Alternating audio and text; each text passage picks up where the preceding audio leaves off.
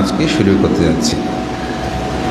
নমো তাস্সা ভগবতো অরহতো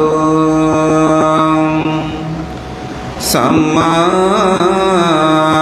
সম্বুদ্ধস্সা। ব্রহ্মিন্দ দেবিন্দ নরিন্দরজং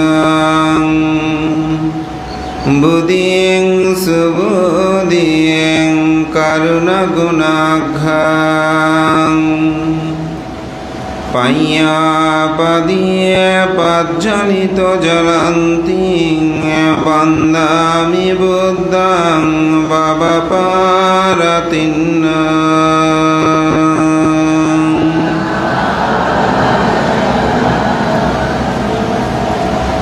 সসনিয়ে কুলপুত্তনাং পতিট্টনাতিয়ং বিনাং অনিশংসং পরিচ্ছেদং তস্য শিলস্য কো বদীয়ং।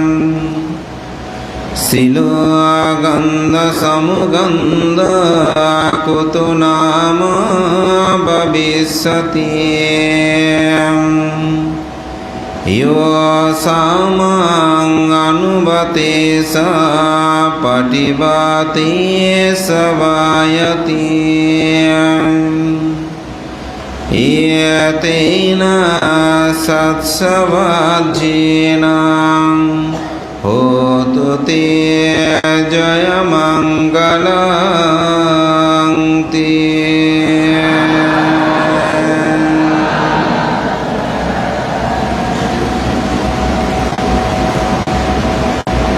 ঐতিহ্যবাহী পুণ্যতীর্থ চাঁদগাঁও সার্বজনীন সাক্ষ্যমণি বিহারে ত্রৈমাসিক বর্ষাব্রত 2569 বুদ্ধাব্দ 2025 ত্রৈমাসিক বর্ষাব্রতের দ্বিতীয় উপশত দিবস অষ্টমী।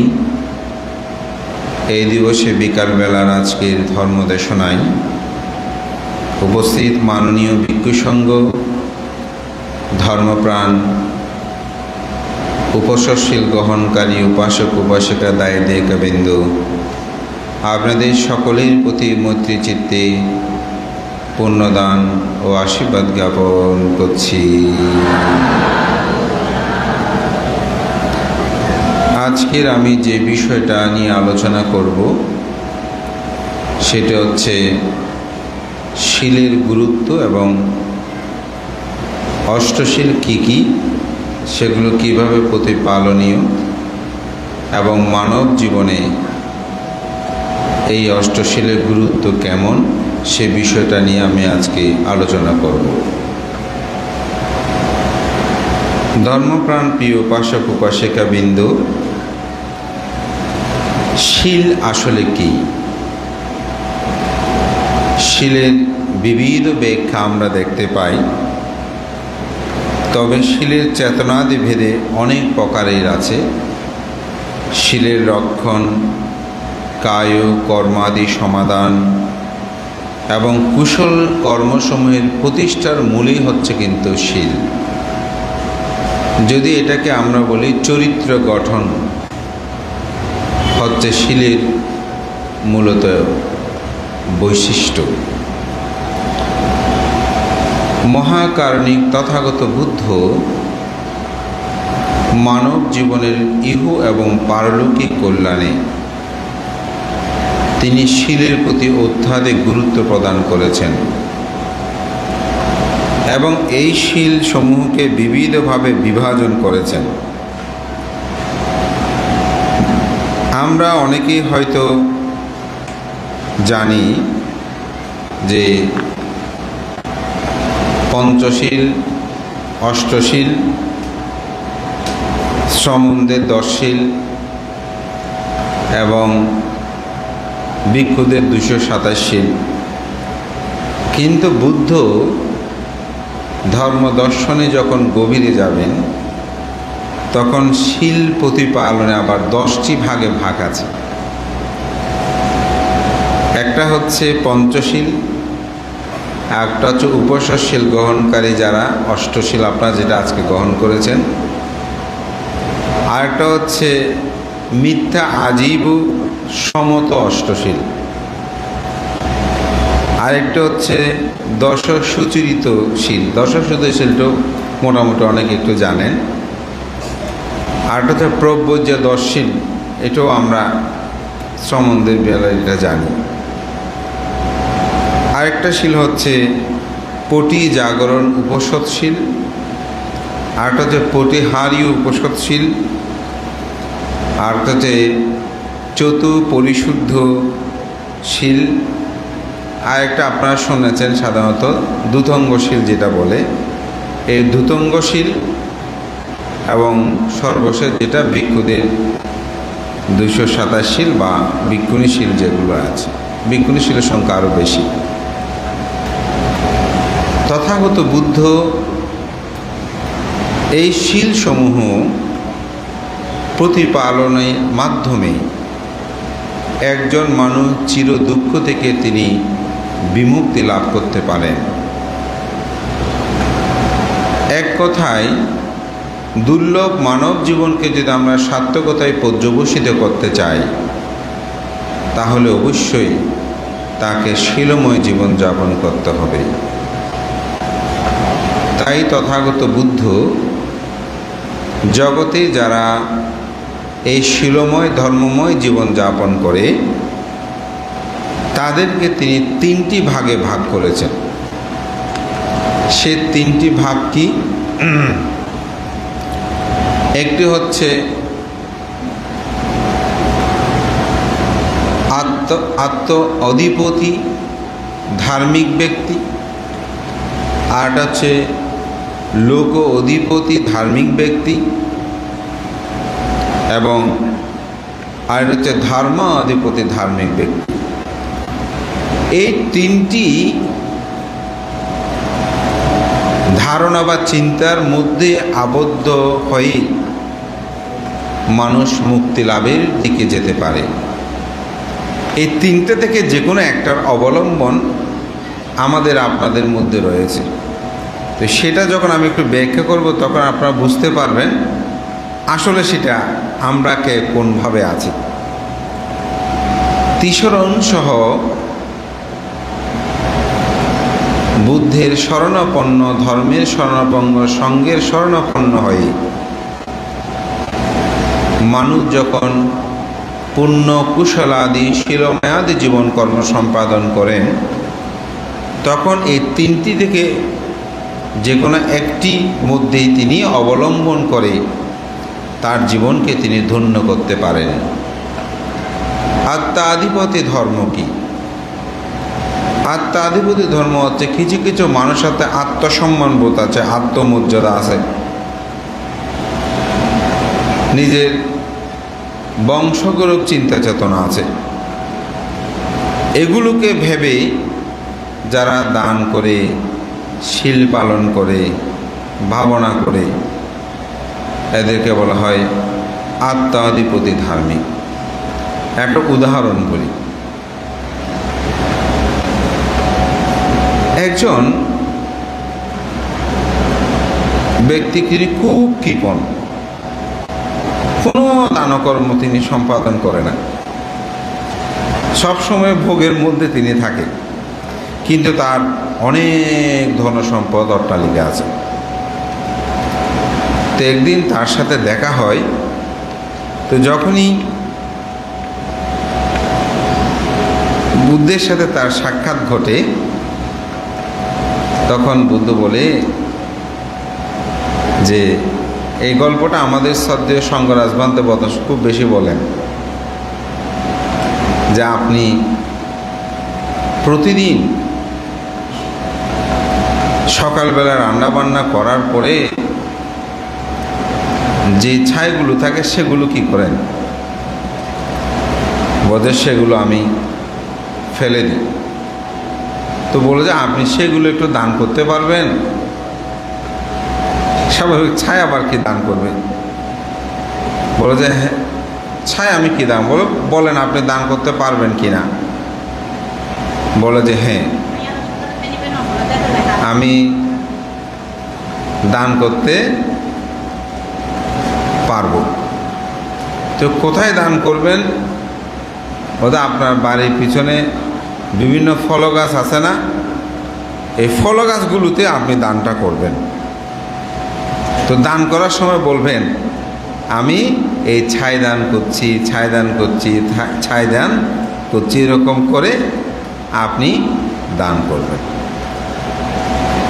এখন তিনি এবার প্রতি দান, কিছুদিন পর দেখা গেল আগে তিনি যে পরিমাণ সেখানে বিভিন্ন ফলমূল ধরত, একটু ছাইটায় পেয়েছে, একটু বেশি ধরছে না। তো বুদ্ধ যে বললেন দান করলে বেশি পাই, তখন বলছে সত্যিই তো, আমি তো এখন এই ছাই দান করতে গিয়ে গাছের ফলন বেশি হয়েছে, আমি তো এখন বেশি পাচ্ছি। তখন আবার যখন দেখা হয় তাকে আবার উপদেশ দেয়, বলে যে আপনি তো ছাই দান করে এরকম লাভ করেছেন, আপনি কি মানুষকে অন্নদান করতে পারবেন? আবার নিজের মধ্যে একটা মনে মনে আত্মসম্মান বোধ হচ্ছে, আমি ছাই দান করি, এটা মানুষকে কীভাবে হলো গাছে, তা আমার তো একটা আত্মসম্মান আছে, আমি যদি একটু অন্যভাবে দান করি, মানুষকে দিই, তাহলে তো সেটা বেশি ভালো হয়। তো দুই একজনকে দিতে গিয়ে বলছে দুই একজনকে দেওয়াটা কেমন জানি লাগছে, বলছে না আর একটু বাড়িয়ে আর কিছু মানুষকে বেশি করে আমি দান করি না। এরকম চেতনা করেই কী করলেন, তিনি দান দিতে শুরু করলেন। এমনকি দান করতে করতে তার হৃদয় দুয়ার খুলে গেল, তিনি দান না করে আর থাকতে পারে না। এটাকে বলা হয় আত্মা আদিপতি ধার্মিক। অর্থাৎ নিজের অনেক সময় এরকম, আমার একদম পরিচিত উপাসক, ওনার অনেক মানে যদি বলে একটু বোঝানোর জন্য খানদানি বংশের বলি না, মানে ওনার বাবারা একটু জমিদার ছিলেন এক সময়।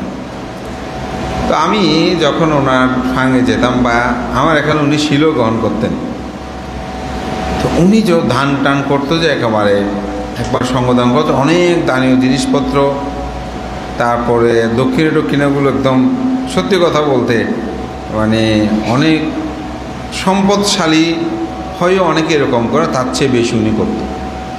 তা আমি চিন্তা করতাম উপাসকের অর্থনৈতিক অবস্থা তো বেশি ভালো না, আমি যতটুকু জানিয়ে নিই, কিন্তু উনি এভাবেই উদারভাবে দান করে এই মানুষটা, এটা আমার কাছে মানে চিন্তা লাগতো। তো এখন একজন মানুষ দান করলে তো আসলে আর তাকে নিষেধ করা যায় না, আপনি এরকম দান করবেন না, এরকম তো বলা যায় না। কিন্তু আমার কাছে খুব সংকোচ লাগতো, উনি অনেক কষ্ট করে জীবিকা নির্বাহ করে, কিন্তু আমাদেরকে ফাং করলে ওনার দান ধর্মগুলো যেন একদম সেরকম উদার।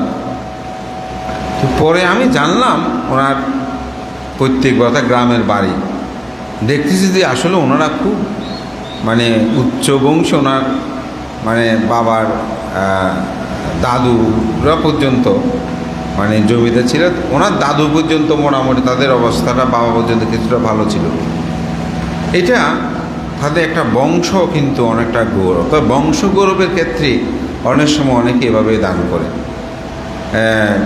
অনেকে বলেন তো এরকম দান কি মানাবে? যেমন গত বছর কঠিন শিবর দানে তো বিজ্ঞ সংঘদের খাওয়ার পরিবেশন হচ্ছে, তো একটা ভান্তে সোয়িং নিচ্ছে যে এখন প্লেট হঠাৎ পড়ে গেছে, যে একটু দাগ পড়ছে। তো বানতে আমাকে বলতেছে যে হয়তো তুমি এই একটা বাড়াছে প্লেটও জোগাড় করে নেওয়া পারা না। এটা বলার সাথে তো আমার মাথা ধরে গেছে। তারপরে কিছুদিন পরে একজনের সঙ্গে করতে প্রার্থনা করলো, বলতে বানতে আমি একটু বিহারে কিছু দান করতে কী দেবো। আমি তো বানতে একটা আমাকে লজ্জা দিল, আমার বিহারে কোনো কিছু অভাব নাই, এখন এই বানতে আমাকে একটা প্লেটের খোটা দিল। আমি আপনি যদি ইচ্ছা হয় কিছু প্লেট দিতে পারেন। এখন প্রায় 50-60টা প্লেট 60 কি 65টার মতো প্লেট হয়ে গেছে। আমি আগামী বছর ওনাকে পান করবো, মাথায় দেব, খোপা করব, এরকম নাবেও ফুল ফুল ফুল, এই যে একটা ফুল, এটা তো ফুল। এভাবেই উনি স্মৃতিতে নিমগ্ন হলেন। ওনার কারণ উনি কী হয়েছে, ধার্মিক হয়ে গেছেন এখন, অর্থাৎ ধ্যানের নিমগ্ন হয়েছেন। এই ধ্যানে নিমগ্ন হয়ে তিনি অরহত্ব মার্গ জ্ঞান লাভ করলেন। এটাকে বলা হয় লোক। আর এটা হচ্ছে ধর্ম আধিপতি ধার্মিক। ধর্ম আধিপতি ধার্মিক কি? ধর্মকে যিনি ভালোবেসে কর্মফলকে বিশ্বাস করে নির্বাণ প্রত্যাশায় ধর্মকে অধিরূপী রূপে জেনে তাহা গ্রহণ করে প্রতিপালন করে, এটাকে বলা হয় ধর্ম আধিপতি ধার্মিক। এই তিনটায় কোনোটা আসলে খারাপ না, এই তিনটাই আপনি, অর্থাৎ এই তিনটার যে কোনো একটা অবলম্বনে মানুষ কিন্তু দুঃখ থেকে মুক্তি লাভ করতে পারে। মানুষ এই তিনটার যে কোনো একটা থেকে দুঃখ থেকে মানুষ মুক্তি লাভ করতে পারে। এরকম বৌদ্ধ সাহিত্যে অনেক উদাহরণ আছে। যেমন ভিক্ষু নাগসেন, আপনার নাম শুনেছেন। ভিক্ষু নাগসেন কিন্তু নির্বাণ প্রত্যাশায় তিনি কিন্তু শ্রমণ হয় নাই। তিনি হয়েছিলেন যখন ওনার সাথে রঘুনাথস্থবির দেখা হয় প্রথম, তখন বলছে, তুমি মুন্ডুক মস্তক কেন? বলছে আমি শ্রমণ, সেজন্য। কী জন্য শ্রমণ হয়েছ? হ্যাঁ, শ্রমণ হওয়ার কারণ কি? শ্রমণ হলে কি হয়? বলছে আমি এগুলো শিখতে চাই। তো ওদের যদি শিখতে হয় তোমাকে এরকম হতে হবে। তখন কিন্তু তিনি নির্বাণ প্রত্যাশা হয়নি, তিনি শিক্ষা অর্জনের জন্য হয়েছেন। কিন্তু পরবর্তীতে তিনি অরহত হয়েছেন না, দিগ্বিজয়ী, নিজের জীবনকে সে সার্থক করেছেন না। তার মিলন্দ প্রশ্নটি অমর কীর্তি হয়ে আছেন। এবং সেই সময়ে যে বিষয়গুলো আলোচনা হয়েছে এই মিলন্দ প্রশ্ন, সেগুলো যদি না থাকতো তাহলে কিন্তু আজকে বিভিন্ন বৌদ্ধ ধর্ম দর্শনের যেগুলো জটিল বিষয় নিয়ে আলোচনা হয় সেগুলো কিন্তু আমরা সমাধান কোনো সময় কোনো কারণে দিতে পারতাম না, যেটা সত্যি কথা। আমরা যখন কোনো প্রশ্নোত্তর পর্বে যাই, এই মিলন্দ প্রশ্ন বইটা আমরা একটু পড়ি, ওখানে যত ধরনের আপনি প্রশ্ন করবেন সত্যিকার অর্থে আপনি সব ধরনের সমাধান সেখানে আপনি পাবেন। আপনার মনে যত সন্দেহ হবে, যে পূজা নিয়ে আমাদের অনেকের মধ্যে আলোচনা হয়, পূজা, শীল, ধর্ম, বিনয়, সমগ্র কিছু নিয়ে, তো সেজন্য এটা আসলে এইভাবেই অনেকেই ধর্ম প্রতিপালন বিভিন্নভাবে আমাদের চোখের মধ্যে দৃষ্টি হয়।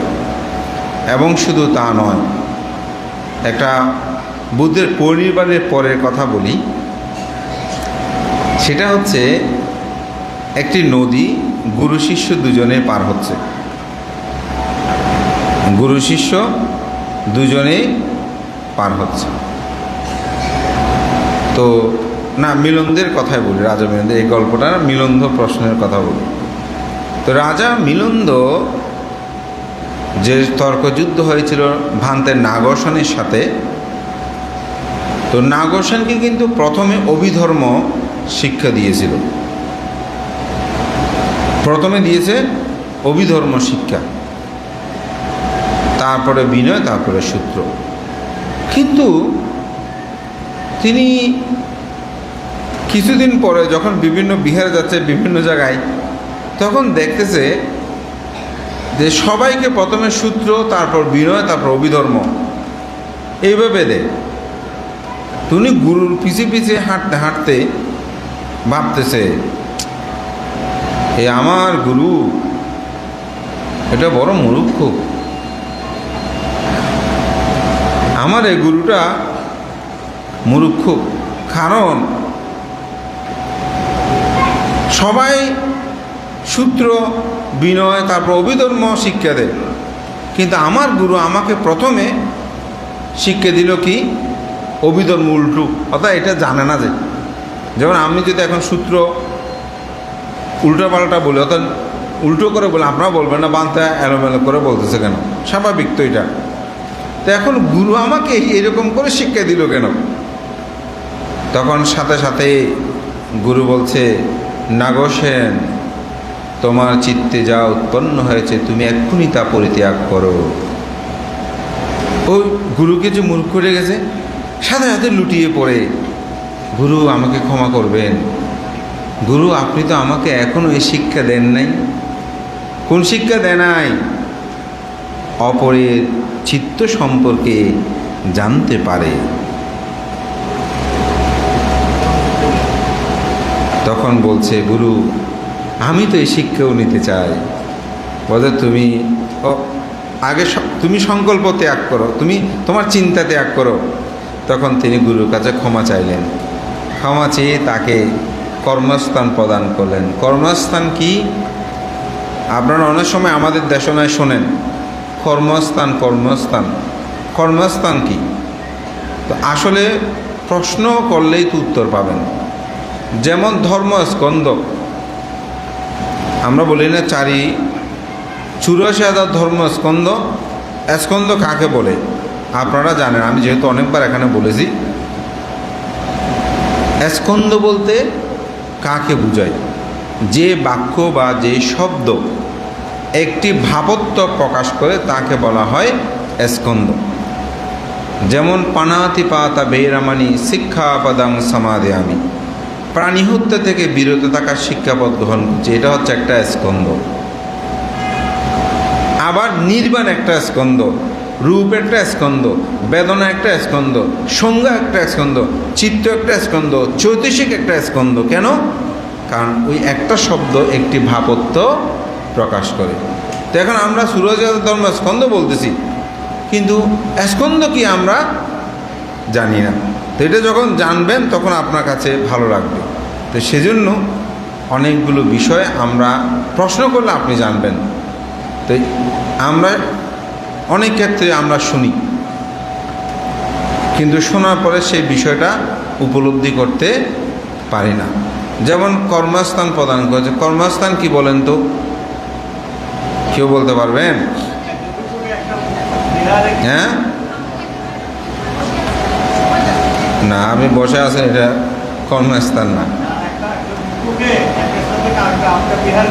হ্যাঁ, আমাদের একজন উপাসক বলছেই তো কর্মস্থান সেটা নয়, এক স্থান থেকে আরেকটা দেওয়া। স্বাভাবিকভাবে আমরা বলছি কর্মস্থান, যেহেতু উনি পুলিশ মানুষ, এক জায়গাতে আরেক কর্মস্থানে যোগদান করতেন সেটা।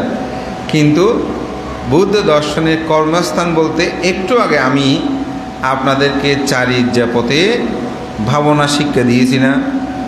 আপনি বসায় কীরকম ধ্যান করবেন, দাঁড়ালে কীরকম ধ্যান করবেন, হাঁটলে কীরকম ধ্যান করবেন, শুয়ে থাকলে কীরকম ধ্যান করবেন। এই কর্মস্থানকে বলছে কায়ে কায়ানুদর্শী, চিত্তে চিত্তানুদর্শী, ধর্মে ধর্মানুদর্শী, বেদনা বেদানুদর্শী। অর্থাৎ আর্যষ্টাঙ্গিক মার্গপথে আপনি কিভাবে চলবেন তার যে দিক নির্দেশনা প্রদান, এটাকে বলা হয় কর্মস্থান।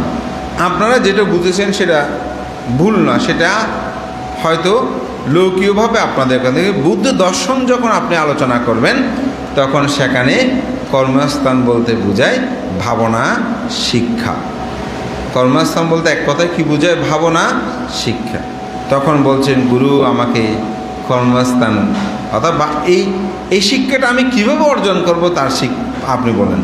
যখনই তাকে দিয়েছে তিনি অচিরেই অরহত্ব মার্গ জ্ঞান লাভ করলেন। তাহলে তিনি যে এত শাস্ত্রজ্ঞ পণ্ডিত,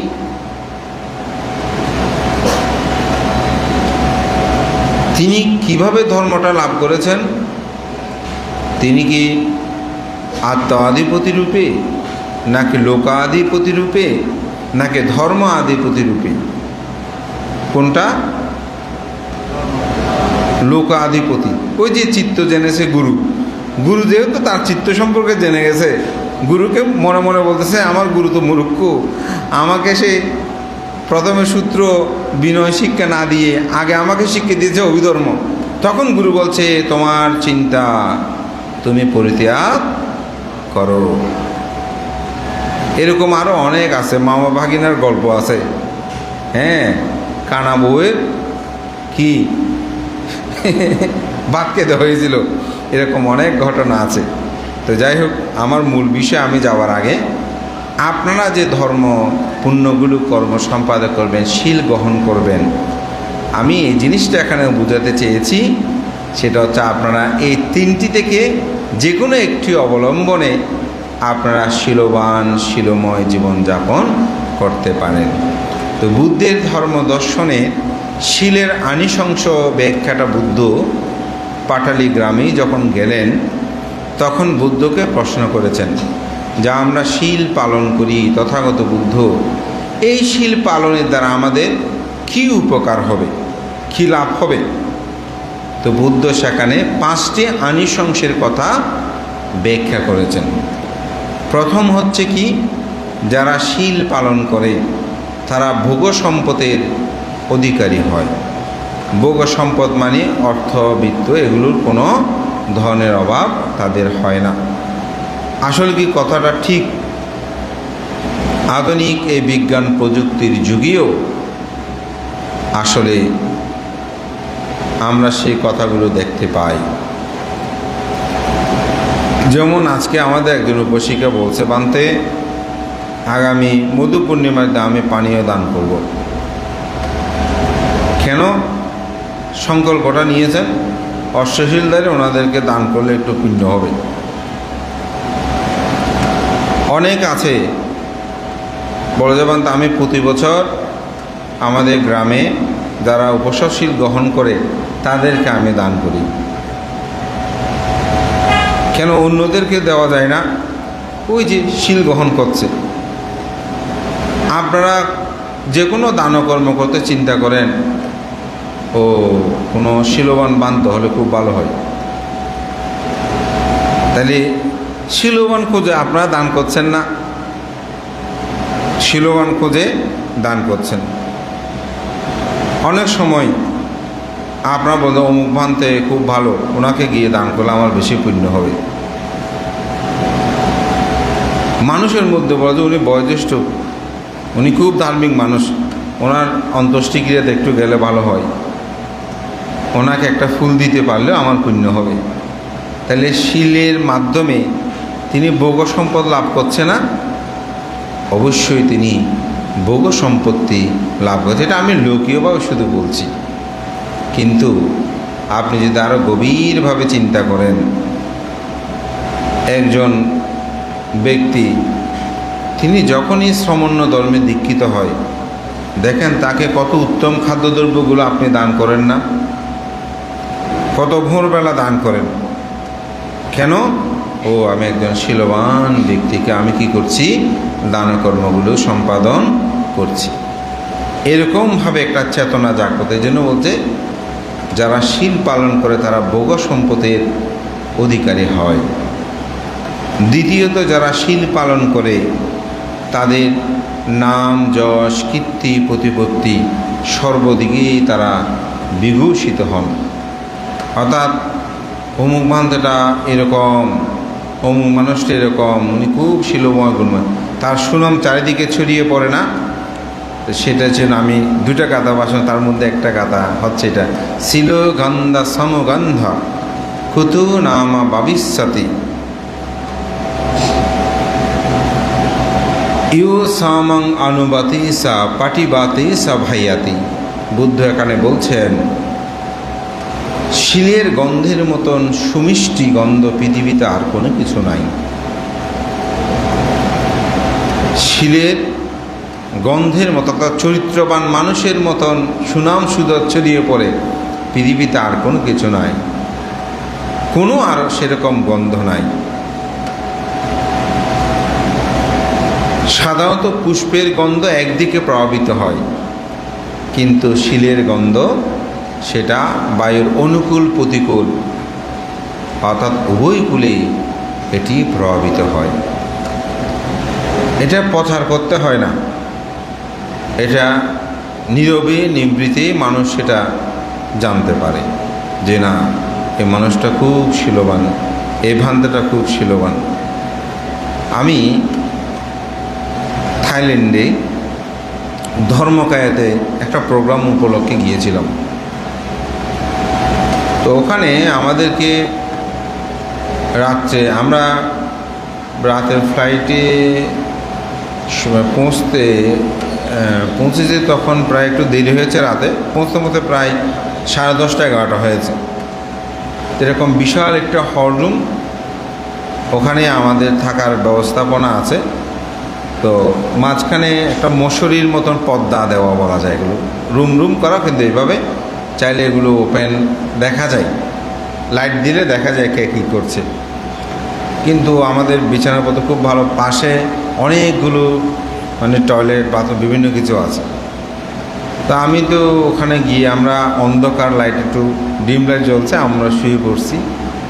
কিন্তু আমি ভোরবেলা হঠাৎ মানে ঘুম ভেঙেছে, উঠে দেখি ওখানে অনেকগুলো ভিক্ষু আছে। তো ভিক্ষুরা ওখানে ধ্যান করছেন নিবৃত।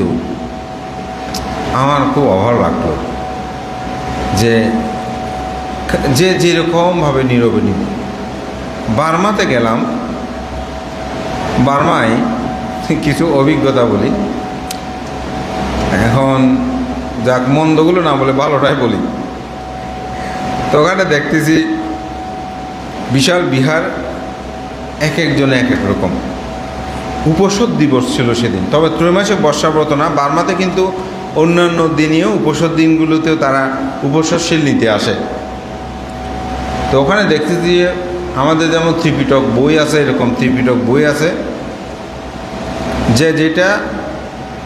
যে বিষয় নিয়ে পড়তে আছে ত্রিপিটক বই নিয়ে বা বিভিন্ন বই নিয়ে মানে গোল করে করে দলে দলে পড়তেছে, অন্যরাও শুনতেছে, এটা নিয়ে আলাপ আলোচনা করতে। কোথায়? উপাসক উপাসিকারা। তো এখানে কি বই তো আমি সব আলমিরা থালা মেরে মেরে রাখছি, হয়তো বলবেন মানতে সব থালা মেরেও রক্ষা করতে পারি না। আমি একবার বন্দনার ওখানে অনেকগুলো বই দিয়েছিলাম, অর্থাৎ দেখে দেখে যেন একটু বন্দনা করে দিয়েছি, 10-12টা মনে হয়। সুতা বেঁধে দিলাম, বইগুলো হেঁটে বিহার থেকে চলে গেছে। এখন আর বই দেওয়া যায় না। আমার অনেকগুলো গুরুত্বপূর্ণ বই বড়জাবানতে একবার এক উপাসক তো নাই তো বলতে পারতেছি না, আমি বই দিলাম। এখন আমার পালি সাহিত্যের ইতিহাস আরও কয়েকটা, খুব যেগুলো বইগুলো আসলে রিপ্রিন্ট কম হয়, কম পাওয়া যায়, আমাকে এনে দেবে বলছে যে আজকে 8-10 বছর হয়ে গেছে, এখন এদের বই কাকে দেব। তবু আপনারা যদি পড়বেন বলেন অসুবিধা নেই, আমি মনে করি বই আমাদের আছে, এগুলো নিই। তো আপনারা এই বই দেখে ওখানে অনেকেই পড়তেছে। একটা সমন সেই ইংরেজিও জানে না, বাংলাও জানে, শুধু বার্মিজ জানে। এখন তার মানে ইংরেজি মোটেই জানে না। তো আমি জিজ্ঞাসা করতেছি তুমি কি পড়তেছ? অন্যান্য সময় অনেক এসে পড়তেছে যে এখন বার্মিজ তো আসলে বার্মিজগুলোতে সহজে বোঝা যায় না, কিন্তু আমি অনুমান করলাম কিছু শিল বর্ণনাও ভিক্ষু পাতি মুখ্য ধরন। তো আমি বইটা নিয়ে তাকে বলছি মানে এটা শুধু এটা বলছে ভিক্ষু পাতি মুখ্য। সে মাথার আলো দেখাটা হচ্ছে সবচেয়ে বেশি গুরুত্বপূর্ণ। তাই এই শিল পালনটা, শিলের গন্ধটা এটা চতুর্দিকে ছড়িয়ে পড়ে, এটা কাউকে বলতে হয় না, এটা মানুষ আপনিতেই জানতে পারবে না এই মানুষটা খুব শিলবান, এটা অমুক, এটা সমুক, এভাবেই মানুষের মধ্যে সেটা ছড়িয়ে পড়ে। তো শিল, অষ্টাঙ্গ উপোষিত শিল, এটি অত্যন্ত গুরুত্ববহ। আজকে সকালবেলাও আমি সে কথাটা আপনাদেরকে বলেছিলাম। কারণ অষ্টাঙ্গ উপোষিত শিলের প্রথম যে শিল সেটা হচ্ছে পানাতিপাতা বেরামানি শিক্ষাপদাং সমাধিয়াম, প্রাণী হত্যা থেকে বিরত থাকা শিক্ষাপদ গ্রহণ করছে। এই প্রাণী হত্যা থেকে যখন আপনি বিরত থাকবেন তখন দেখবেন অন্যান্য প্রাণীও আপনার প্রতি মৈত্রীপরায়ণ হবে। আমরা শ্রীলঙ্কায় গেলাম। শ্রীলঙ্কায় একদম আপনার এরকম পাশে ময়ূর, পশু পাখি সব আশেপাশে ঘুরে। আমাদের দেশে এগুলো চিন্তা করতেও পারবেন না। রাস্তা দিয়ে হাঁটতে পার হচ্ছে, গাড়ি থেমে আছে, আস্তে আস্তে পার হয়ে যাচ্ছে, কারণ ওখানে মানুষ কোনো প্রাণী হত্যা করে না, নির্ভয় থাকে। অর্থাৎ তাদের কোনো প্রাণীতে কোনো ভয় নাই। আপনি যেমন অপরকে মৈত্রী পোষণ করছেন, আপনাকেও কী করছে? মৈত্রী পোষণ করছে। এই শীল পালনের দ্বারা মানব জীবন সুনাম, সুযশ, সুখ্যাতি একটা প্রাণীর প্রতি পর্যন্ত আপনার ধারণাটা কীরকম জন্ম নিচ্ছে।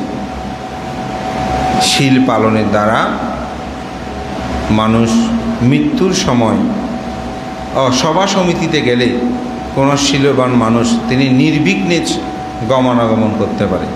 যেমন আপনি আসামি নয়, আপনি থানায় যেতে ভয় পাবেন, আপনি কোনো ধরনের অপরাধ করেন, আপনি একটা সভা সমিতি গিয়ে কথা বলতে স্পষ্ট করে বলতে পারবে। এটা হচ্ছে তৃতীয় নম্বর শীলে, অর্থাৎ তৃতীয় ফল, আনিশংস। মৃত্যুর সময় সুন্দর নিমিত্ত দর্শন করে। যখন মৃত্যু হয় তখন শীলবান ব্যক্তি সুন্দর নিমিত্ত দর্শন করে। কীরকম দর্শন করে এটা সাধারণত আমরা প্রায় সময় বলি, তবু আমি একটু উদাহরণ দিই। শ্রাবস্তি নগরে একজন ধার্মিক উপাসক ছিল। তার 7 জন পুত্র সন্তান, 7 জন কন্যা সন্তান ছিল। সে খুব শীলময় জীবন যাপন করত। তার সন্তানগণকেও শীলময় জীবন যাপন করার জন্য নির্দেশনা প্রদান করত। এক সময় তিনি অসুস্থ হয়ে পড়লেন, অর্থাৎ বয়োবৃদ্ধ হলে যেটা হয়। তো তিনি সন্তানগণকে ডেকে বলছে, আমি তো এখন মৃত্যুপথ যাত্রী, আমার খুব ইচ্ছে হচ্ছে আমি একটু সূত্রপাঠ শ্রবণ করব।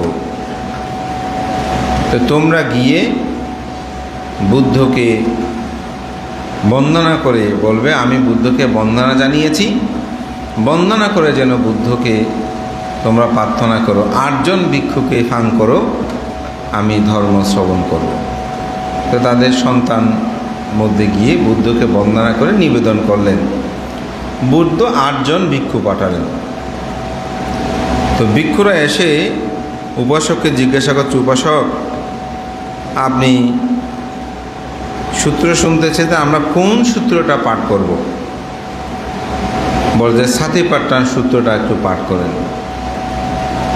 তখন সাতিপাট্টান সূত্র পাঠ করতেই যখন শুরু করলো, কিছুক্ষণ পরেই এই ধার্মিক উপাসকের জন্য স্বর্গ থেকে 6টা রথ আসলো, অর্থাৎ স্বর্গে নিয়ে যাওয়ার জন্য। 31 লোকভূমির মধ্যে 6টা হচ্ছে স্বর্গ। চতুর্মহারাজিক, তাবতিংশ, তুষিত, জাম, নির্মাণরতি, পরনির্মতি, বশবতী, এই 6টি হচ্ছে স্বর্গ। তো ওখানে 6টি রথ এসে তারা প্রার্থনা করছে, এই ধার্মিক উপাসক আপনি আমার রথে আসেন, আমার রথে আসলে আপনি চতুর্মহারাজকে যেতে পারবেন। যিনি তাবতিংশ, সে বলছে তাবতিংশ স্বর্গে আসেন। সবাই তাকে কামনা করছে। এখানে সাহিত্যে একটা খুব সুন্দর বর্ণনা দিয়েছে, অর্থাৎ মূল্যবান জিনিসকে যেমন সবাই নিতে চায়, আমরা একটা ভালো জিনিস যদি এখানে দিয়ে বলবো আমাকে দেন, আমাকে দেন, আমরা বলবো না। বলছে ঠিক একজন শীলবান গুণবান ব্যক্তিকে সে দেবতাগণ যেন চাইছেন, আমার রথে আসো, আমার রথে আসো, আমার রথে আসো, এরকমভাবে শীলবানকে প্রার্থনা করছে।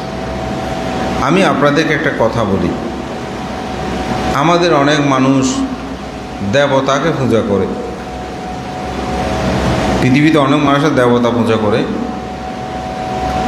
আপনি অবাক হবেন, বুদ্ধ ধর্ম দর্শনে বলছে যিনি শীলবান তাকে দেবতারা বন্দনা করে। দেবরা চিন্তা একবার মাতুলিকে বলছিল, হে মাতুলি, পৃথিবীতে যারা পঞ্চশীল অষ্টশীল সুশীল হয়ে জীবন যাপন করে, আমি তাদেরকে এখান থেকে বন্দনা করি। আমাদের শ্রদ্ধেয় উপায়াজতা মহাতরবান্তে একটা দেশও নাম শুনেছি, কিন্তু আসলে বই আমি এটা পাইনি এখনও। দেশটা আমার খুব মনে পড়ে। সেটা হচ্ছে একজন কৃষক এক ভান থেকে অরহৎ ভান থেকে খুব দান ধর্ম করত, কিন্তু কৃষকটা খুব শীলবান ছিল, অর্থাৎ শীল পালন করত। তো একদিন বলতেছে, ভান্তে, আপনি তো প্রায় সময় স্বর্গে যান, আপনি একটু আমাকে স্বর্গে নিয়ে যেতে পারবেন? বলে যে ঠিক আছে, চলো তোমাকে আমি আজকে স্বর্গে নিয়ে যাব। তো তিনি ঋদ্ধিপ্রভাবে তাকে স্বর্গে নিয়ে গেলেন। তখন ওখানে অনেকগুলো দেবতা এসে বন্দনা করতেছে। কাকে? ভান্তেকে। তখন দেবতারা জিজ্ঞাসা করছে, ভান্তে, উনি কে? বলে যে উনি আমার একজন উপাসক, উনি শীলবান পঞ্চশীলধারী উপাসক। ও ভান্তে, তাই? তখন এই দেবতারা কাকে? ওই পঞ্চশীলধারী উপাসককে বন্দনা করছে। তিনি অবাক হয়ে গেলেন। আমরা দেবতাকে পূজা করি, দেবতাকে ডাকি, কিন্তু এখন দেখছি দেবতা আমাদেরকে পূজা করছে। এই কাহিনীটা আমি ত্রিপিটকে আমি যতটুকু অধ্যয়ন করেছি, আমি এখনও পাইনি, হয়তো আমার অজ্ঞাত, বা আমি হয়তো এত পড়ার এখনও সুযোগটা আমার হয় নাই। কিন্তু ভান্তের এই কথাটা আমার, এই দেশটা আমার খুব মনে পড়ে। তবে এটা সত্য, আপনি শীলবান হলে দেবতারাও কিন্তু আপনাকে কি করবে? বন্দনা করবে, পূজা করবে। দেবতাকে পূজা করতে হবে না। তো অনেকে বলেন, ভান্তে, আপনাদের দেবতাদেরকে ডাকেন, তা আমরা আপনাদেরকে ডাকি না। উপাসক উপাসিকা বিন্দু, আপনারা তাড়াতাড়ি চলে আসেন, আমাদের এখন অনুষ্ঠান শুরু হবে। তা আপনাদেরকে এভাবে ডাকি বলে কি পূজা হয়ে যায় নাকি? তো আমরা তো দেবতাকে ডাকি যে সামন্তা সাক্ষা বালেছু আচ্ছা গাচ্ছান্ত দেবতা, এই চক্রবালী জগতা দেবতাতে সব আমার গিয়ে আসুন। এখানে তো পূজা না, ডাকা মানে কিন্তু পূজা নয়, বরঞ্চ আমরা দেবতাদেরকে পুণ্য দান করি। পুণ্য দান করি না? সুতরাং যেমন আকাশাট্টা ব্রহ্মাট্টা দেব নাগা মাহিদ পুয়ন্তাং অনুমোদিত শিলাং রাক্ষান্ত বুদ্ধ শাসত, তোমরা এই পুণ্যগুলো অনুমোদন করো। আমি দেবতাকে বন্দনা করছি, এরকম কোনো কিছু আছে নাই। কিন্তু আপনারা তো চলে যান, এই আমার দিক দিয়ে যাবে, এখানে বাস সাইকেলের মুখে মাঝে মধ্যে আমাকে দেখলে ওদিক দিয়ে আমি একবার দেখতে দেখি কী কাজ দাঁড়িয়েছি, ফুলো টুলো কতগুলো আছে, আমি এদিকে দাঁড়িয়েছি, তো আমাকে দেখে আমি দেখি পিছনেও ওদিক দিয়ে চলে গেছে, টার্নিং তো ওটা ওদিক দিয়ে চলে গেছে, যাতে না দেখিয়ে রে। আমি কিছুক্ষণ কার সাথে কত, আমি তাড়াতাড়ি চলে যাই, আমি আমার সময় একটু আমি রক্ষা করে যাই। তো এখনও বুদ্ধ ধর্ম সঙ্গের চেয়েও এখন ওই কাদ্দারাস আমাদের বাচ্চাগুলোর মুখে ওখানে স্মরণে যায়। তা আপনি কিভাবে ধর্ম বুঝবেন? তো বুদ্ধ তীরত্নের স্মরণ থাকবে? থাকবে না। এখন তো আরও কত বাবা খাজা কতগুলো তৈরি হয়েছে, এখন ওখানেও মানুষ ঢুকতেছে, উনি চাইলে আমাকে দেবে। তো এরকম হলে তো এখানে জগতে আর কোনো কিছু লাগতো না, সবাই ওখানে গেলে হয়ে যেত। বুদ্ধ জগতে তো বলে না আমি তোমাকে দেব। ছাত্রছাত্রী A+ পেল, পুরস্কার পেল, আমার শ্রমণটা পেয়েছে B গ্রেড, না B না সরমরাও কী আছে, পড়াশোনা করলে তো নাই প্রদান করে। তাহলে বুদ্ধ তো থাকে A+ দেওয়ার কথা ছিল, কিন্তু সে A+ না পেয়ে সে পেল কি A- B গ্রেড বা C গ্রেড একটা পেয়েছে, মানে গণনার বাইরে। কেন? কারণ বুদ্ধের ধর্ম হচ্ছে কর্মবাদ। আপনি কে সেটা বড় কথা, আপনি যদি সঠিকভাবে কাজ করেন আপনি সেটা লাভ করবেন। এখন আমার ছাত্ররা ভালো করে লেখাপড়া করেছে, পরীক্ষায় ভালো লিখেছে, নম্বরও ভালো পেয়েছে, A+ পেয়েছে, পুরস্কার পেয়েছে। সমান সেরকম পারে নাই, করে নাই, তাহলে সে কীভাবে পাবে? তো বুদ্ধ শিক্ষা হচ্ছে সেটাই, কিন্তু আমরা সেটা না গিয়ে ভানতে বলিয়েন না, ভানতে মনে যেটা বলে সেটা অমুক জায়গায় যে কাঠ হয়েছে এরকম ওনার কারণে হয়েছে। আরে উনি কষ্ট করতে করতে এ নদী খাল নদী পার হয়ে ও তেলের ড্রামের ভিতরে ঢুকে তারপর গেল ইউরোপে, এত কষ্ট করে ওখানে কাঠটা পাওয়া হয় না। ওনার কিসমতিতে ওর ওখানে কাঠ হলো বিষয়টা বলেন তো।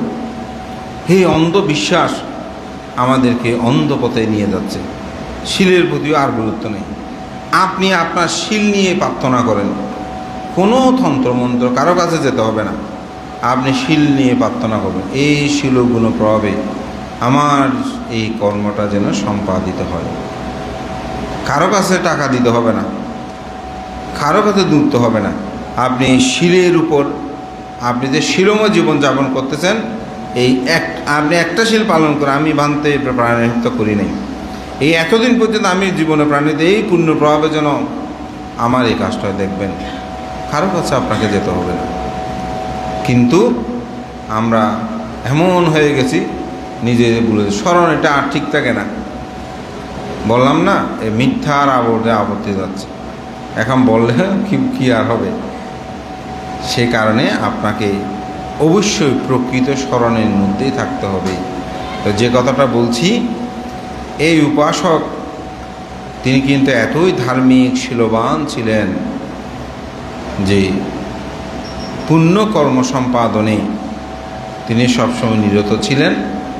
কিন্তু ওই যে পুণ্যকর্ম কারণে দেবতারা ভালো মানুষটাকে যেমন খোঁজে, ভালো ঠাকে খুঁজে বলে আমার রথে আসো, আমার রথে আসো, এরকম করছে।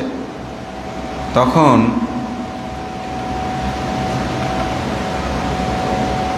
সেই সূত্র শ্রবণে যেহেতু ব্যাঘাত হচ্ছে বারবার, তাই দেবতাদেরকে বলছে থামো থামো, একটু অপেক্ষা করো। এখন এটা তো দেবতাদেরকে বলেছে, এটা ভান্তারা আর বুঝে নাই। তখন ভান্তারা মনে করছে আমাদের সূত্রপাঠ বন্ধ করতে বলেছে আমার মানে উপাসক। তখন সাদেপাটা সূত্র এটা অর্ধেকে বন্ধ করে ওনারা চলে গেল। এদিকে ছেলে মেয়েগুলো সবাই কান্নাকাটি করতে শুরু করলো যে আমার বাবা তো এত ধার্মিক মানুষ ছিল, মৃত্যুর পূর্বক্ষণে কেন এমন করছে? এটা স্বাভাবিক। তো অনেক সময় অনেক মানুষ তো ভালো মানুষ যখন পাকলামি করে তখন স্বাভাবিক, ও এই মৃত্যুর পূর্বক্ষণে এরকম করছে, উনি অবশ্যই নির্মগামী হতে পারে। যার কারণে তিনি ছেলেমেয়েরা কান্নাকাটি শুরু করলো। হঠাৎ ওনার জ্ঞান ফিরে এলো, সজ্ঞান মানে সজ্ঞান হলো। তখন বলছে, হে পুত্রগণ, তোমরা কান্নাকাটি করতেছো কেন? কি হয়েছে? আর বান্তারা চলে গেল কেন? বলছে, পিতুন, বান্তারা তো সূত্রপাঠেই করছিল, আপনি তো তাদেরকে থামতে বললেন, তারা চলে গেছে। আমরাও চিন্তা করতে, আমার বাবা তো আজীবন ধার্মিক মানুষ ছিলেন, আমাদেরকেও ধর্মপথে চলার জন্য দিক নির্দেশনা দিতেন, কিন্তু আমার পিতা এই কি তিনি বলছেন, কেন তিনি এখন সূত্র শুনতে যাচ্ছে না? স্বাভাবিক, যেমন কোনো মানুষ যদি মৃত্যুশয্যায় শায়িত হয়, আপনি যদি গিয়ে ওখানে সূত্রপাঠ করেন, না না থামো থামো, তখন আত্মীয় স্বজনরা স্বাভাবিক খারাপ লাগবে। তো এটা ভালো সময়ে মৃত্যু হবে, এই সময় সূত্রপাঠ করছে, কিন্তু উনি বাঁধে যেটা কেমন করে হয়? তখন বলছেন, হে পুত্র কন্যা, আমি তো ভান্তেদেরকে থামতে বলি নাই, আমাকে নিয়ে যাওয়ার জন্য 6 স্বর্গ থেকে 6টি রথ এসেছে, তারাই আমাকে তাদের রথে ওঠার জন্য বলছে, আমি তাদেরকে থামতে বলেছি। বাবা, কোথায় রথ তো দেখছি না? বলে, তোমরা যে ফুলের মালা তৈরি করেছো, অনেক সময় মানুষ ফুলের মালা টালা দেয় না, তোমরা যে ফুলের মালা তৈরি করেছো, এই ফুলের মালাটা নাও। বলছে, কোন স্বর্গে যাব তোমরা বলো। তো এক একজন এক এক রকম বলছে। তো সবাই মিলে শাসনের সিদ্ধান্ত নিল, তুষিত স্বর্গের মধ্যে বুদ্ধিসত্ত্বগণ অবস্থান করে। সাধারণত যে কোনো বুদ্ধিসত্ত্ব পারমী সম্ভার পূরণ করে যখন বুদ্ধ হবেন তার পূর্বে তুষিত স্বর্গে ওনারা অবস্থান করে। বলে তুষিত স্বর্গের মধ্যে আপনি যান। তো বলে ঠিক আছে, তোমরা মালাটা উপরে নিক্ষেপ করে, শূন্যের মধ্যে নিক্ষেপ করে বলো এটা তুষিত স্বর্গের রথে গিয়ে ঝুলে থাকুক। তখন তারা সেরকম বলে এটা নিক্ষেপ করলেন। তো দেখা গেল সেখানে মালাটা শূন্যের মধ্যে ঝুলছে। বলে যে বাবা রথ তো দেখছি না। বলে রথ তো দেখবে না, এই যে মালাটা শূন্যে ঝুলছে এটাই তুষিত স্বর্গের রথের মধ্যে ঘুরছে। তোমরা আমি যে ধর্ম বিনয়গুলো প্রতিপালন করতাম, আমার যে প্রথা ছিল সেগুলো তোমরা যথাযথভাবে প্রতিপালন করে তোমাদের জীবনকে সুন্দরভাবে অতিবাহিত করো, আমি বিদায় নিলাম। এরকম বলে তিনি মৃত্যুবরণ করলেন এবং স্বর্গের মধ্যে উৎপন্ন হলেন। ধর্মপ্রাণ প্রিয় উপাসক উপাসিকা বিন্দু, এখানে ওই শিল পালনের 5টি আনিশংসের মধ্যে 2টি আনিশংস, একটা হচ্ছে সুন্দর নিমিত্ত দর্শন করা, আর তৃতীয় হচ্ছে তিনি স্বর্গে গমন করেন। অর্থাৎ শিল পালন করলে এই রকমভাবে 5টি আনিশংস ফল তারা লাভ করতে পারেন। তবে আমি আমার জীবনে অনেক, বিশেষ করে অনেক জায়গায় অনেকভাবে তো গিয়েছি, ধার্মিক উপাসক উপাসিকা এবং ভিক্ষুদের জীবন আমি দেখেছি যে মৃত্যুটা আসলে কিভাবে হয়। ধার্মিক জীবন যাপনের যে একটা প্রাপ্তি, এই অনেকে দেখা বলে যে একটু সূত্রপাঠ করেন, এই সূত্রপাঠ শুনতে শুনতেই অনেক মানুষের মৃত্যু হয়েছে। শিলময় জীবন যাপনে একটি মহাফল। তো সেই শিলের আনিশংসটুকু আপনাদেরকে, শিলের কারণে মানুষ কিভাবে তাদের জীবনটা সুন্দর সেটা আমি এখানে কিছুটা ব্যাখ্যা প্রদান করেছি। যে অষ্টশীলের কথাগুলো একটু বলবো, যে অষ্টশীল আপনি কিভাবে গ্রহণ করবেন, কীভাবে পালন করবেন। যেদিন অষ্টশীল গ্রহণ করবেন সেদিন ভোরবেলা থেকে মানসিকভাবে সংকল্প নেবেন, আমি এখন থেকে অষ্টশীল গ্রহণ করেছি। নতুন কাপড় চোপড় কথা বলবো না, তবে পরিষ্কার পরিচ্ছন্ন কাপড় পরিধান করবেন, স্নানাদি কর্ম সম্পাদন করে। তারপর বিহারে আসার সময় অবশ্যই আপনি হাতে করে কিছু নিয়ে আসবেন। এটা কিন্তু আমার জন্য আমি বলছি না, কিন্তু সত্যি কথা বলতে যেটা আমাদের পূর্ব আচার্যগণ লিখেছেন এই বিষয়গুলো, কীরকম করে একজন মানুষ তার উপসদ দিবসটা পালন করবে সে কথাটা বলতে গিয়ে আমি এই বিষয়টা বলছি যে যথাসাধ্য, অর্থাৎ আপনার যেরকম সাধ্য আছে সে পরিমাণে আপনি দান ধর্ম করার জন্য কিছু দানীয় দ্রব্য আপনি গ্রহণ করবেন। গ্রহণ করে সকাল থেকে আপনি অত্যন্ত শান্ত সংযম ইন্দ্রিয় সুবাসিত করে আপনার জীবনটা চলবে। কথা বলবেন যে এটা যেন উচ্চ শব্দ না হয়, কথা বলবেন যে এটা যেন মহাশব্দ না হয়। অত্যন্ত সাদাসিধে পরিষ্কার পরিচ্ছন্ন কাপড় আদি পরিধান করবেন। নতুন কাপড় না, নতুন কাপড় থাকলে নতুন কাপড়, কথার কথা বলছি, অর্থাৎ কাপড়টা যেন পরিষ্কার পরিচ্ছন্ন হয়। তারপর পূজা আর্চা এগুলো সব নিয়ে আপনি বিহারে এসে বুদ্ধ পূজা, তো বুদ্ধ পূজা তো আমি গতবারও বলেছি, এ চকলেট ছিল অমুক টমুক না, আপনি এমনভাবে পূজাটা করবেন যাতে এটা নষ্ট না হয়। বা এখন বর্তমানে আমরা একটা সম্মিলিত পূজা করি, আপনি ওখানে আপনারা না সম্মিলিতভাবে এটা সংগ্রহ করে দিতে পারে, পূজা হয় সেভাবে আপনি পূজা অর্ঘ্য সম্পাদন করবেন। তো সম্পাদন করে আমি আমার বিহারের জন্য বলছি না, আবারও বলছি, ভিক্ষুর জন্য যে কোনো ভিক্ষু বিহারে থাকে ওনাদের প্রয়োজনীয়, আপনি প্রয়োজনীয় একটা চকলেট হলেও আপনি দেবেন। আমাদের হয় কি বিশাল বড় বুদ্ধ পূজা শিবুল পূজা আয়োজন করেছে, আমি আর সদ্যেও বনশ্রীবাদ একটা স্মৃতি মনে আছে। তো অষ্টবিংশতি পূজার আয়োজন করেছে, তো ভান্তে আর আমি গিয়েছি। কোথায় গিয়েছি বলবো না, গেলাম দুইজনে একসাথে। তো আমরা পুজো উৎসর্গ আদি, যেহেতু বুদ্ধ পূজা আগে আমরা নিজেরও সাধারণত বুদ্ধ পূজা হলে ভান্তেরও আমরা আগে স্বয়ং গ্রহণ করি না, আমরা বলি যে আগে বুদ্ধ পূজা শেষ করে, কারণ বুদ্ধের পরেই তো আমরা শিলাদি দিয়ে বুদ্ধ পূজা আদি কর্ম সম্পাদন করলাম। তো করার পরে আমাদেরকে নাস্তা দিল। আসলে দুপুরে ওনাদের সঙ্গদান, কিন্তু সকালে এটা উৎসর্গ করতে যাচ্ছে। তো নাস্তা দিয়েছে ওখানে। সত্যি কথা বলতে সকালবেলা আমরা গিয়েছি, একটু স্বাভাবিক বান্দারা ক্ষুধার্ত থাকেই। তো ভানতে সকালে একটু, তখনও বানতে একটু সয়ং খেতে চাইতো না, এমনি বলে যে একটু নাস্তা দিলে ভালো। এখন ওখানে বেলা বিস্কুট আর কিছু সামান্য জিনিসটিই দিল। এখন বানতে হঠাৎ বৈবিধ্য বানতে হয়তো বা স্পিকার বিখ্যাত যে 3 দিন মানুষজন কিছু গিয়ে আর কিছু আছে হয়তো। আর সারা রাত বসে দুর্গ মানুষ আইলাম, এরে বুদ্ধ এতক্ষণ কিছু তোমরা তুলল,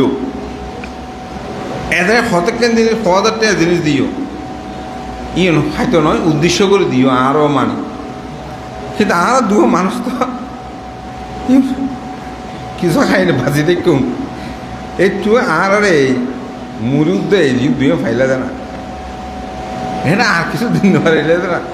এই কথাটা আমার খুব মনে পড়ে। ওদের জ্ঞান শূন্য, তোমার হয়তো অনেক জ্ঞান নাই। আর বাঁচিলে এটা ধর্ম থাকব, মন্ত্র তোমার উৎসর্গ মুখ আর না থাকলে হঠাৎ আইব। আমাদের শ্রদ্ধেয়, আমাদের বর্তমান সংগঠন ঘন্টা বনশ্রীবান্ধের এই কথাটা আমার খুব মনে পড়ে, যে সমাজকে আসলে উনি বিকালে কি খাচ্ছেন, তা আমরা ওনাদের একটা ট্রফি নিতে পারি, একটা জুস নিতে পারি। আমি অনেক কিছু নিয়ে যাবো, 10টা নিয়ে যাবো, কোনো কথা নেই। আমি একটা পানীয় নিতে পারি, যেটা প্রয়োজন, মানে বৈকালিক। এটা তো আমরা হাতে করে একটা এনে দান করতে পারি। ওটা বেশি টাকা না, আমার মনে হয় 25 টাকা দিয়ে এই জায়গাটায় বসেছে কিনা, আমি এসে দখল করার মতো নিচ্ছি, লোক আবার বসে গেছে, আমার সিটে কেন বসছে, ওর আগারাই করার দরকার নেই। তাই নররূপ ধরি সুখভোগ করি, জীবনে দীর্ঘায়ু পাই। যারা প্রাণী হত্যা করে না, তারা মৃত্যুর পরে স্বর্গলোকে অর্থাৎ ঊর্ধ্বগতে যায়, এবং তারা জীবিত থাকলেও দীর্ঘায়ু লাভ করে। তো প্রাণী হত্যা পথে হাঁটলে প্রাণী হত্যা হয় না। প্রাণী হত্যার জন্য 5টি অঙ্গ আছে। প্রাণী বলে জানা, মারার জন্য চেতনা, মারতে উদ্যত হওয়া, হত্যা করা, তার প্রাণ চলে যাওয়া। এটা যদি 5টি অঙ্গ পরিপূর্ণ হয়, তখনই কিন্তু কি হয়, প্রাণী হত্যা হয়। অনেক সময় আপনি পথে হাঁটলেন, প্রাণী হত্যা হবে কোনো কথা নেই। আমার একটা মনে পড়ে, এক উপাসক আমাকে এসব বানতে, বুদ্ধ ধর্ম বেশি কঠিন, এটা পালন করা যাবে না। পালন করলে বান্তারাও পারবে, আর কেউ পারবে না। আমি চুপ করে আছি, আবার বলতে বানতেও পারবে না। তো আমি বললাম, কেন উপাসক? ওদের পঞ্চশী উনি আমাকে দেখাচ্ছে একেবারে, ওদের বানতে বুদ্ধ ধর্ম পালন করতে হলে হাত পা এরকম গুটিয়ে রেখে এরকম করে বসে থাকতে হবে। আমি বললাম, কেন কেন উত্তর দিচ্ছে না, শুধু ওনারগুলো বলতেছে। বলতে বানতে যদি এভাবে নড়াচড়া করে, এদিকে সে পিঁপড়ে থাকে, ওইটা মারা যাবে, তাহলে প্রাণিত্ব হবে না। হাঁটলে মতে যে আপনি হাঁটতেছেন, ওখানে প্রাণী থাকে, ধর্ম পালন হচ্ছে। তো ওই উপাসককে আমি এই 5টি অঙ্গের ব্যাগকে দিয়েছিলাম। এরপর থেকে উনি আমার প্রতি এতই শ্রদ্ধান্বিত। অবশ্যই এখন চাঁদগাঁও থাকে না, গ্রামের বাড়িতে চলে গেছেন, কিছুদিন আগে দেখা হয়েছে, কিন্তু সে থেকে আমাকে খুব শ্রদ্ধা করেন উনি। যে আমি বললাম, উপাসক আপনি যে পথে হাঁটছেন, প্রাণীকে মারার জন্য কি আপনার কোনো চেতনা আছে? এই চেতনা থাকতে হবে, চেতনা তো নাই। আপনি আপনার মতো করে হাঁটতেছেন, এখানে কেন হবে? তো এই জন্য 5টি অঙ্গ, অনেক সময় আমরা ব্যাখ্যার সময় এগুলো বলবো। দ্বিতীয় হচ্ছে অদত্ত বস্তু গ্রহণ, অর্থাৎ যে জিনিসটা আপনাকে দেওয়া হয়নি সেটি গ্রহণ করা, এটা করা যাবে না। যেটা আপনাকে দেওয়া হয়েছে সেটা গ্রহণ করবো, অর্থাৎ চুরি করা থেকে দূরে থাকা। তো এখন এখানে বসেছেন ঠিক, দামি জুতা স্যান্ডেল আনলে কত চিন্তা করতে হয়, ঠিক না?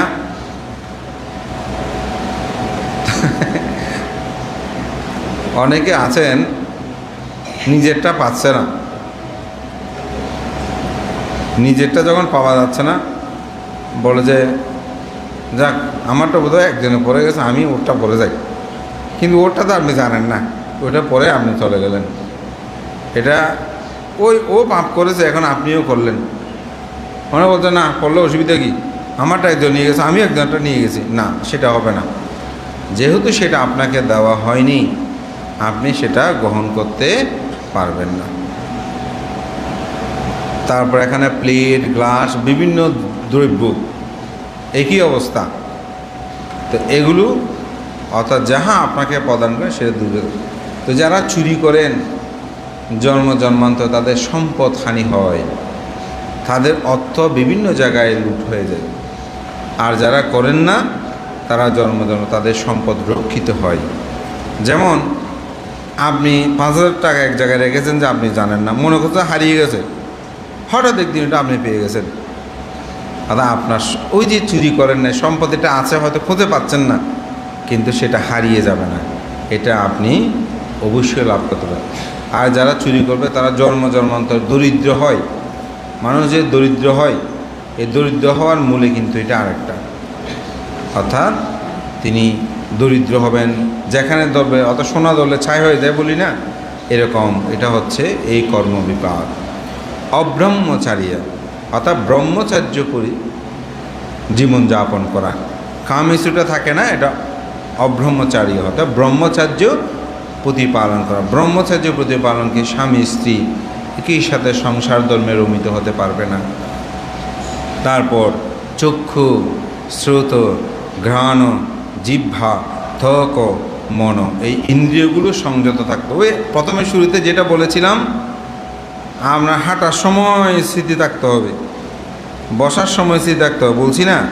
অর্থাৎ কারোর সাথে কোনোরূপ কে কী করছে এগুলো আমার এখন আজকে দেখার বিষয় নয়, তোমার সাথে বহুদিন পর দেখা।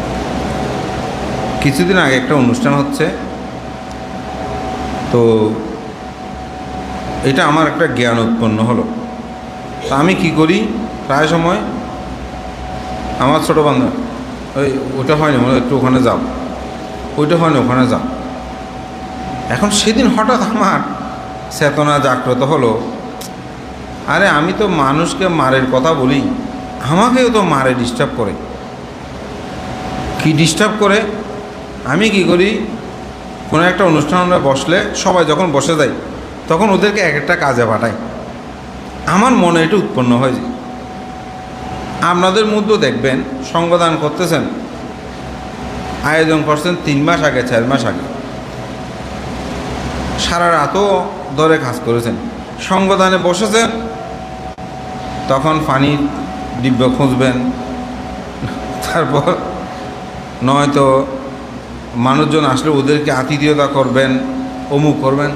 এত বড় সঙ্গদান, ওই লোকটা সঙ্গদান উৎসর্গ করতে পারতেছে না। সেদিন একটা বড় অনুষ্ঠানে গেলাম, তা আমি এটা লক্ষ্য করছি, ওনাকে ডেকে আনতে আপনি এখানে বসে থাকেন, এটা বিয়ের অনুষ্ঠান না, এটা সঙ্গদান অনুষ্ঠান। আপনি বসে সুন্দর করে উৎসর্গ করেন, খেয়ে আসবে না আসবে অতিথিয়তা এখানে করতে পারেন। আপনাদেরকেও বলব, সঙ্গদানে কারও কোনো ধরনের আতিথেয়তার দরকার নেই। আপনারা আমাদের কিছু কারবার দেখবেন, আমরা যখন সূত্রপাত শুরু করি, যত বড় বান্তা আসবে আসুক, দেখবেন উনি ওই পিছনে বসে থাকবে। সূত্রপাত শেষ হলে তারপর হয়তো আমরা যদি বলি সরে গেলাম, বান্তা আপনি এসে বসেন, সেরকম হয় যায়। কিন্তু সূত্রপাত চলাকালে কোনো কেউ উঠে সে আসন দেবে না, কারণ এটা ধর্ম কথা তখন বলছি। তা আপনারা অনেক কিছু আয়োজন করেন সারা রাত, বিশেষ করে আমাদের উপাসিকাগুলো রাত জেগে করেছেন। উৎসর্গের সময় তরকারি গরম, অমুক গরম, সমুক গরম, বান্তাতে একটু গরম, কোনো প্রয়োজন নেই। আপনি আগে একাগ্র চিত্তে বসে আপনি উৎসর্গ কর্ম, কারণ আমরা ত্রিধারে কাজ করি, কায়, বাক্য, মন। পুণ্য হবে না তা না, কিন্তু বাক্যগত একটা পুণ্য আছে না, সেই পুণ্য থেকে তো আপনি বঞ্চিত হয়ে গেলেন। আপনার আত্মীয়তা যে আসবে আসুক, আমি মনে করি কেউ আপনাকে রাগ করবে না, কারণ তিনি ঠিক টাইমে আসে নাই, দোষ তো আপনার না। আপনি নিমন্ত্রণ করেছেন আর বসতে তো জানেন না, কি বলবো এখানে, আমরা বসতেও জানি না। কঠিন সবর দানে যাব, আমরা বেশি দেখি স্টেডিয়াম বানাবে,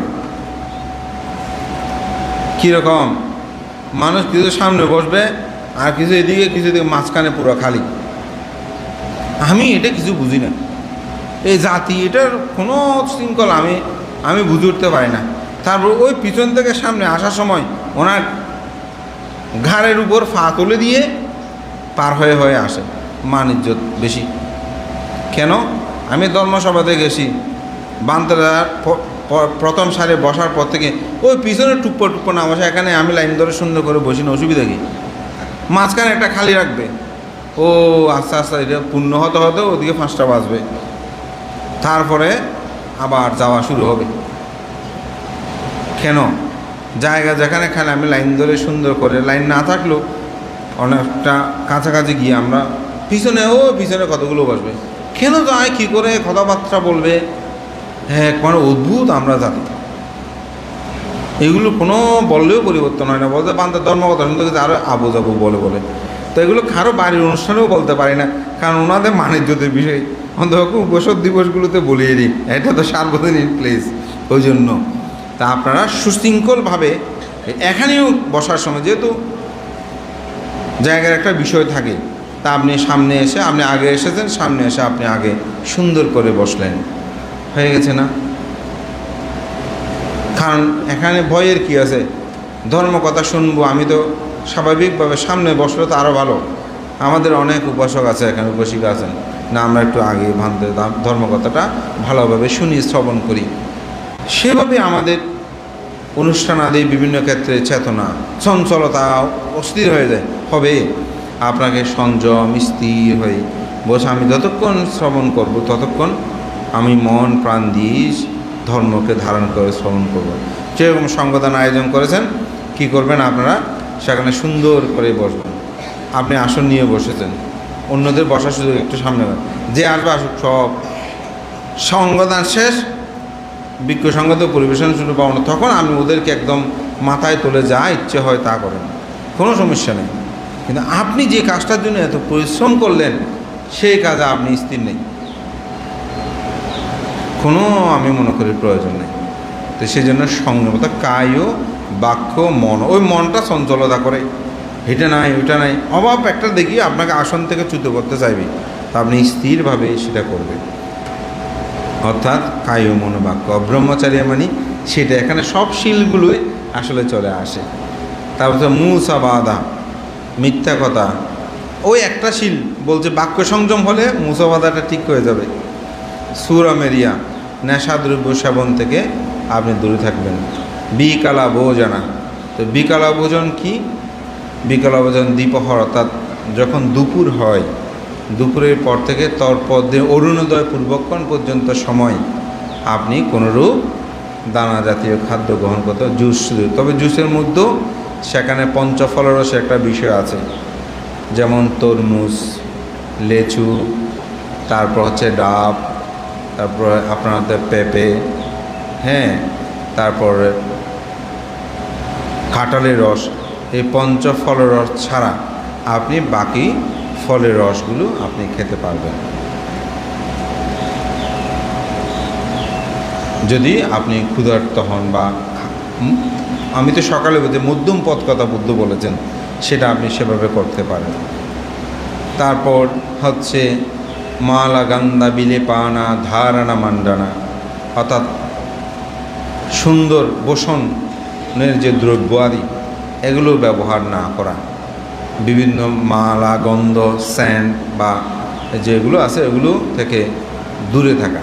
তো অনেকে প্রথম বান্ধে মাথায় যে তেল দিই, তেলটা সমস্যা নেই আসলে, এটা সাধারণত মাথা ঠান্ডা রাখার জন্য, বা অনেকে তেল না দিলে মাথা ঘুরায়, বিভিন্ন কিছু হয়, এগুলো বিষয় না। তবে বিভিন্ন প্রসাধনী দ্রব্য, এক কথায় কোনো প্রসাধনী দ্রব্য আপনি ব্যবহার করবেন না, সাদাসিধেই জীবনযাপনটা হবে। উচ্চাশয়না মহাশয়না, উচ্চাশয়ন মহাশয়ন বলতে উচ্চস্থান হচ্ছে আসলে মধ্যম পুরুষের, অর্থাৎ ছোট মানুষও নয়, একদম বুড়ো নয়, মধ্যম পুরুষের মুষ্টিবদ্ধ হাতের 4 আঙ্গুল উপরে কোনো খাটে শয়ন করা উচিত নয়। মহাশয়ন মানে খুব আরামদায়ক, মানে ফোমের, যেখানে মানে বেশি আরাম শুইলে, এই আরামদায়কের মধ্যে থাকা উচিত নয়, এটাকে বলা হয় মহাশয়ন। এই উচ্চাশয়ন মহাশয়ন। তো এখন প্রশ্ন বানতে 4 হাতের উপরে কেন এটা? আসলে যেহেতু সাধনা করত, ভাবনা করত, তো মাটি থেকে অর্থাৎ খাট থেকে নামার সময় পাটা যেন মাটি স্পর্শ করতে স্মৃতি সহকারে তিনি করতে পারেন, ওই জন্য এটাকে নিচে আসনটা দিয়েছে।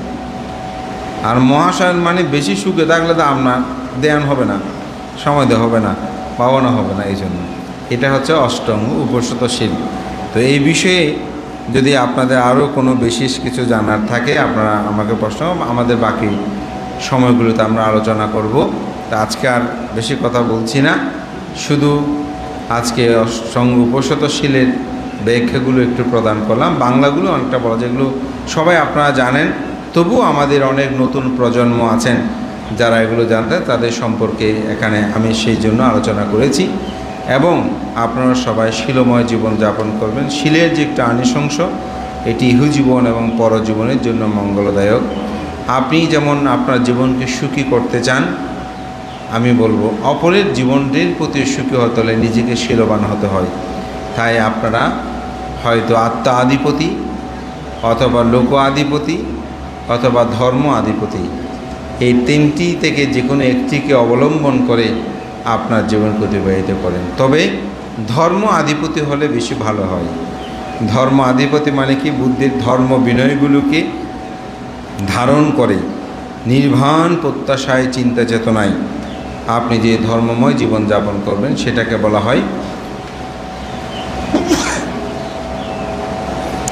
বলা হয় ধর্ম আধিপতি। তো আপনারা সেরকমভাবে ধর্ম আধিপতি হবার জন্য চেষ্টা করবেন, তবে আপনাদের জীবনটা সুন্দর হবে, সার্থক হবে, এই প্রত্যয় ব্যক্ত করে মহাকারণিক তথাগত বুদ্ধ ভিক্ষু সঙ্গকে উপলক্ষ করে যেটি বলেছিলেন, শিলে শাসনে কুলপুত্থানা পাতিকটা নাত্তি আংবিনাং আনিসংসা পারিচ্ছেদাং তস্যা শিলা সাক্ষবাদে।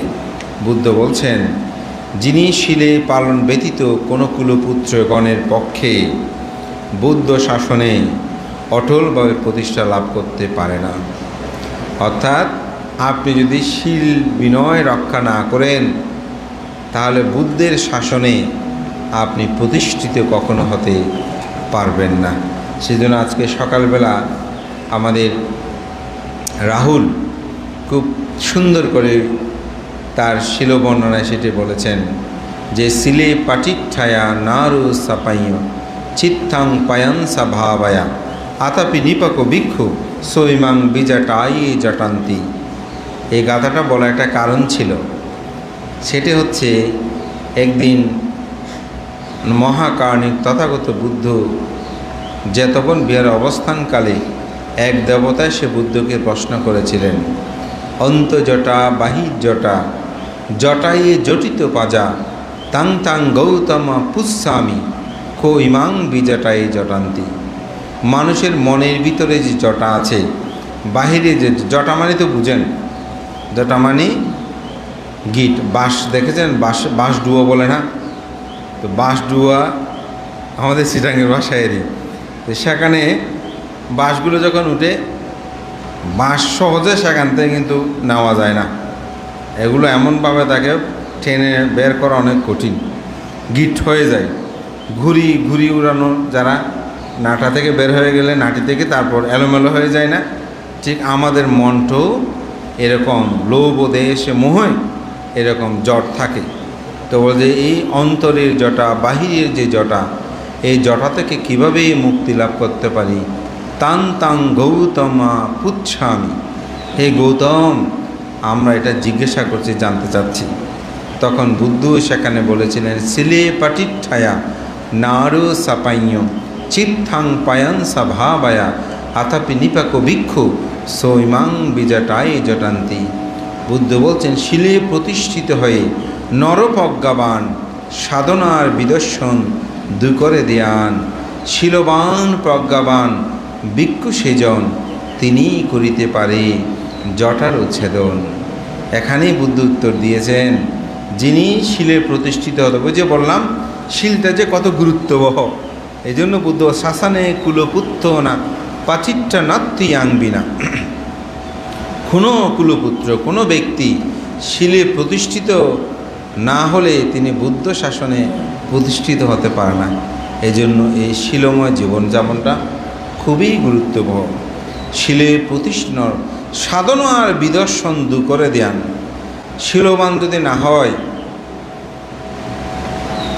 তাহলে তিনি কিন্তু সমাধি বিদর্শন করতে পারবে না।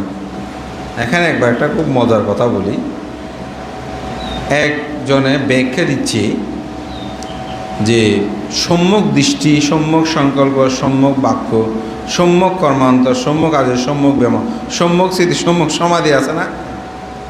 তো বলে যে এগুলো লোকীয় ব্যাখ্যা। সম্যক কর্মান্তর কি? প্রাণী হত্যা না করা, চুরি না করা, ব্যভিচার না করা, এগুলো হচ্ছে সম্যক কর্ম। তো এখন ওই বিদর্শন আচার্য বলতেছে, বলে এটা লোকীয় ব্যাখ্যা, এটা লোকোত্তর ব্যাখ্যা হচ্ছে মনে মনে এগুলো না করা। তখন সে বলতেছে, তাহলে আমি যদি স্মৃতি সহকারে মাছি যে মশা যে মশারির ভিতরে আছে, যদি আমি স্মৃতি সহকারে মারছি মারছি মারছি বলে মেরে ফেলি, তাহলে কি আমার পাপ হবে? কারণ ওটা তো স্মৃতি নিয়ে মারতেছি। যেহেতু সম্যক কর্মান্তরের মধ্যে ব্যাখ্যা বলতেছে, সম্যক কর্মান্তর সাথে বাট্টানে ডাইরেক্ট ওখানে উল্লেখ আছে, পানাদি পাতা বেরামণি, আদিন্না দানা বেরামণি, অর্থাৎ প্রাণী হত্যা থেকে বিরত থাকা, চুরি থেকে বিরত থাকা, এগুলো ওখানে ডাইরেক্ট উল্লেখ আছে। উনি বলতেন এটা মনের বিষয়, ওইটা এমনি, এটা মনের মধ্যে যেন আমি ফাঁকি না দিই, মনের মধ্যে যেন আমি এটা না করি, বাহ্যিক ওইটা বলতে। তারপর তাইলে তো আমি ওই মাছিটা যদি দেখি, মশাটা যদি দেখি, তাহলে আমি স্মৃতি সহকারে মারতে পারবো। কারণ ওইটা ব্যাখ্যা না সেরকম হবে না, ভাবনা করলে কাবার এরকম হয় নাকি। তা আমি এটা এই জন্য বলছি, অর্থাৎ আপনি যখন শিলে প্রতিষ্ঠিত না হলে আপনি সমাধি করতে পারবেন না। শিলে প্রতিষ্ঠিত হয়েছেন বলে আপনি প্রাণী হত্যা করছেন না, যে ঠিক না?